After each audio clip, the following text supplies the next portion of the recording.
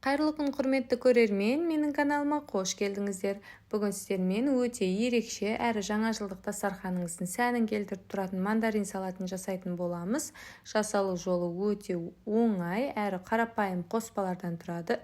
Көп уақытыңызды да алмайды. Міндетті түрде видеоны соңына дейін қарап менімен бірге жасап көріңіздер. Сіздерге ұнайды деген сенімдемін.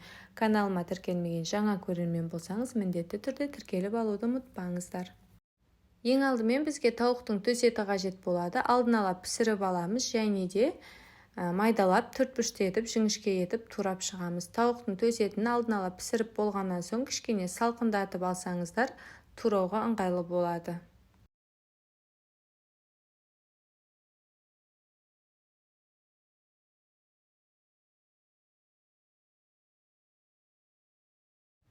Етті майдалап турап алдық. Келесі кезекте бізге сарымсақ, яғни чеснок қажет болады. Бір немесе екі тісшесін қолдансаңыздар болады. Мен мұнда үлкен болғандықтан біреуін ғана қолдандым. Осылай майдалап турап алсаңыздар немесе үккіштің көмегінен өткізіп аламыз.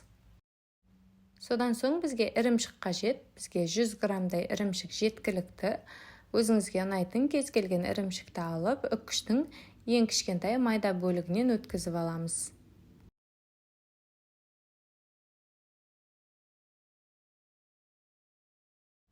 Келесі бізге 3 немесе 4 дана жұмыртқа қажет болады. Барлық қоспаларды алдын ала пісіріп аламыз және де жұмыртқаны да жаңағы ірімшікті өткізген бөлігінен оны да үккіштен өткізіп аламыз.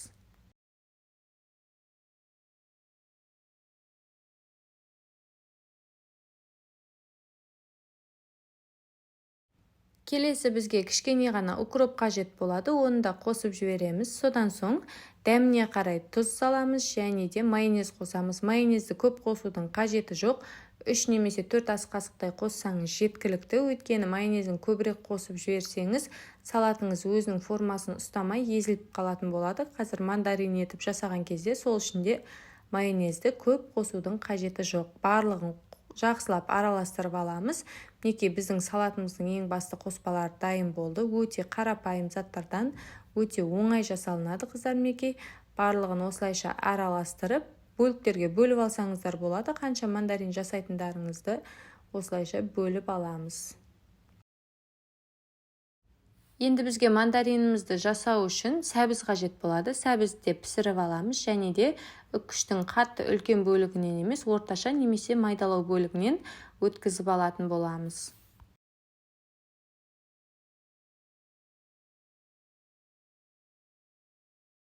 Сәбізді үккіштің майда бөлігінен өткізіп алдым. Келесі кезекте бізге пищевой пленка қажет болады. Осылай тақтайдың үстіне қойып алдым, ыңғайлы болу үшін, және де осы пакетигіміздің үстінен бір ас қасықты барынша толтырып жасаймыз. Жаңағы пакетиктің үстіне қойып, осы видеода көріп тұрғандарыңыздай жайып шығатын боламыз. Сәбізді жайып орналастырып алдық. Жаңағы салатымызды ортасына бөліктерге бөліп қойдық қой, соң қасықпен алып, осы сәбіздің ортасына салып, мінекей видеода бәрі анық көрсетілген. Тек қана сыртынан пакетикті жинап, осылай айналдыра берсеңіздер, қолыңызбен кішкене қысып отырып айналдырсаңыздар, мінекей осымен біздің мандариндеріміз өте оңай дайын болады.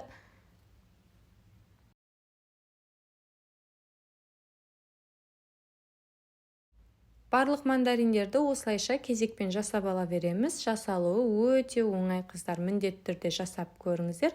Тағы да бір қайталап көрсетіп өтейін. Алдымен сәбізді жақсылап жайып орналастырып аламыз. Қыздар, менде мұнда орташа көлемде, егер майда-майда етіп жасаймын десеңіздер, кішкентай етіп жасасаңыздар да өте әдемі көрінуі керек. Осылайша сәбізді салып, ортасына салатымызды салып, пакетті сыртынан айналдырамыз. Сыртынан кішкене қолыңызбен қыса отырып, осымен біздің мандариндеріміз дайын болады. Құрметті көрермен, видеоларым ұнап жатса, әрі пайдалы болып жатса, міндетті түрде подписация батырмасын басып тіркеліп алыңыздар.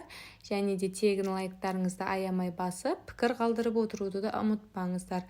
Каналыма кіріп, видеоларымды қарап шығыңыздар. Өздеріңізге қажетті, өте пайдалы рецепт табатындарыңызға сенімдімін. Тегін мастер-класстар, көптеген салаттар және де ыстық тағамдар, неше түрлі десерттердің рецепттері бар.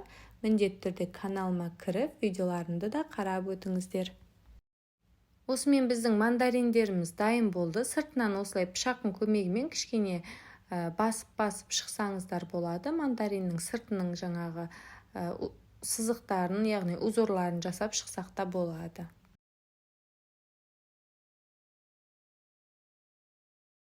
Мандариннің формасын келтіріп алғаннан соң, тағы да біз салатымыз өте әдемі көріну үшін және де мандаринге ұқсау үшін үстінен осылай өзіңізге ұнайтын кез келген көкшөптің жапырақтарын қойып шығамыз. Мен мұнда петрушканың жапырақтарын қойып шықтым.